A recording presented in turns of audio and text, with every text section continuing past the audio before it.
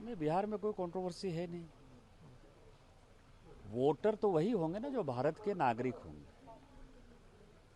और भारत के नागरिक, मान लीजिए कि किसी जगह पर, किसी विधानसभा में, जो हमने अपने झारखंड के चुनाव में देखा, और जिसको माननीय राहुल गांधी जी भी कहते हैं, मतलब हम माननीय राहुल गांधी जी के इस बात से सहमत हैं, और मुझे लगता है कि चुनाव आयोग ने राहुल गांधी जी से ही सीख कर ये काम स्टार्ट किया होगा।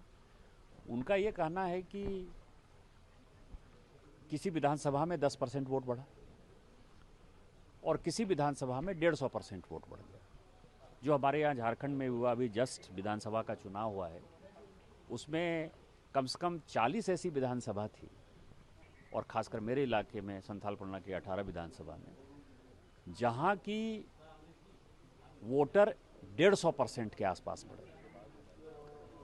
तो जब इतनी तेजी से वोटर बढ़ते हैं तो वोटर कहाँ थे? और मान लीजिए कि 80 साल का कोई बूढ़ा आदमी, 75 साल का कोई बूढ़ा आदमी, 65 साल का कोई बूढ़ा आदमी, वो 2010 में वोटर नहीं, 15 में वोटर नहीं, 20 में वोटर नहीं, और वो 25 में यदि वोटर हो गया, तो उससे पूछा जाएगा ना कि भैया आप 75 साल तक वोटर क्यों नहीं थे, कहाँ थे? तो यदि ये चुनाव आयोग यदि मांग रहा है तो मुझे नहीं लगता कि इसमें कोई परेशानी है, और भारत का जो नागरिक है उसी को वोट देने का अधिकार है। तो चुनाव आयोग जो काम कर रहा है हम सहमत हैं, और जो राहुल गांधी जी कह रहे हैं उसी को चुनाव आयोग इम्प्लीमेंट कर रहा है। ये बिहार में ही होना है, दूसरी स्टेट में भी इसको लागू करना? मैंने सुना है कि दूसरे राज्य में भी होगा। अभी जैसे झारखंड में इलेक्शन नहीं है, लेकिन झारखंड में शायद इसके बाद इसकी ड्राइव स्टार्ट हो। सर, कन्हैया कुमार का कल उस वो उनका अपना पार्टी का इंटरनल मामला है। सर, सिक्किम में इस बार ये जो बैठक आयोजन किया हुआ है सर, इसके ऊपर सर आपका प्रतिक्रिया? देखिए, सिक्किम क्या है कि सिक्किम बहुत ही खूबसूरत जगह है। सिक्किम के लोग बहुत अच्छे हैं। सिक्किम में लॉ एंड ऑर्डर बहुत बढ़िया है।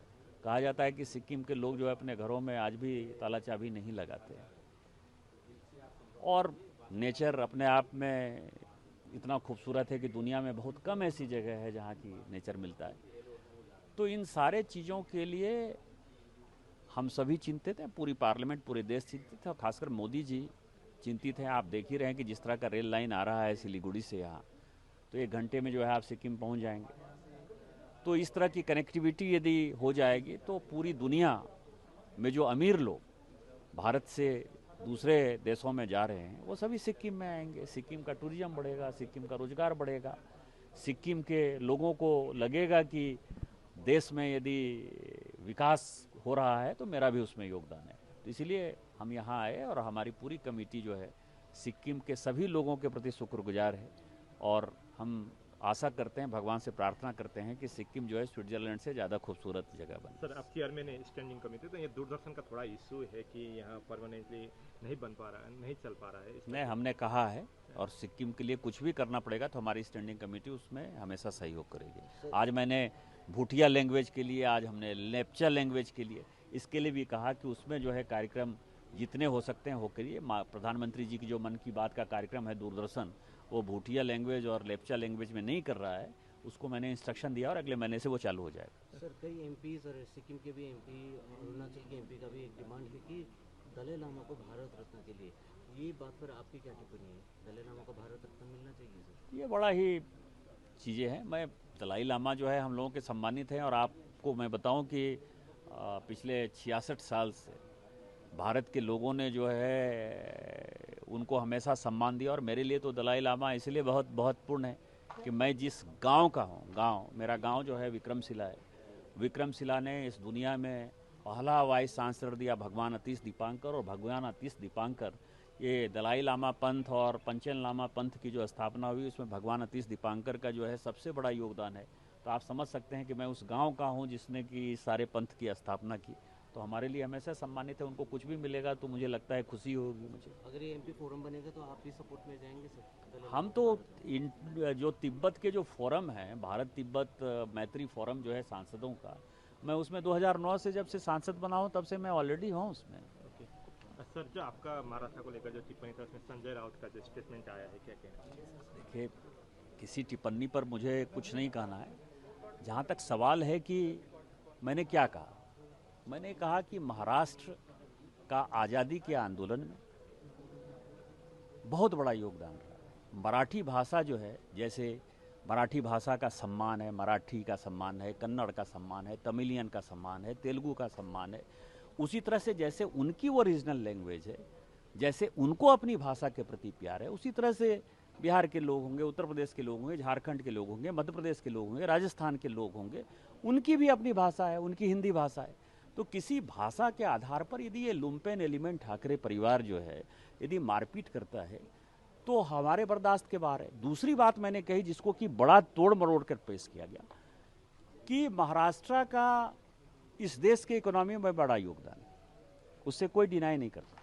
हमारी बातों को जो है गलत ढंग से लोगों ने समझा, लेकिन हम ये कह रहे हैं कि मुंबई जो है या महाराष्ट्र जो टैक्स पे करता है उस टैक्स पेयर के मनी में हमारा भी योगदान है। इसका ठाकरे परिवार से लेना देना नहीं है, इसका मराठा से लेना देना नहीं है। इसका ये है जैसे कौन टैक्स पे करता है, state bank of India tax पे करती है क्योंकि उसका हेडक्वार्टर वहाँ है। तो स्टेट बैंक ऑफ इंडिया में जहाँ मैं सिक्किम में खड़ा हूँ तो सिक्किम के लोग भी तो स्टेट बैंक ऑफ इंडिया में पैसा देते हैं, इनका पैसा भी तो वहाँ जमा है ना। लेकिन उसका टैक्स का पैसा यदि मिलता है तो वो महाराष्ट्र के खाते में जाता है। LIC है, इतनी बड़ी इंश्योरेंस एजेंसी है, उसका हेडक्वार्टर कहाँ है। दूसरी बात यह है कि आप जो है गरीबों को मारपीट करते हो। वहाँ जो है मुकेश अंबानी साहब रहते हैं, मराठी तो बहुत कम बोलते हैं, हिम्मत है तो जरा उनके पास चले जाओ। माहिम में जो है सारे मुसलमान हैं, हिम्मत है तो तुम वहाँ चले जाओ। स्टेट बैंक ऑफ इंडिया का चेयरमैन मराठी नहीं बोलता है, वो तो आंध्र का है, तेलुगु बोलता है बेचारा, आप उसको जरा मारपीट करके देखो। LIC का जो चेयरमैन है वो नॉर्थ ईस्ट का है, भानु जरा उसको जरा मारपीट करके देखो।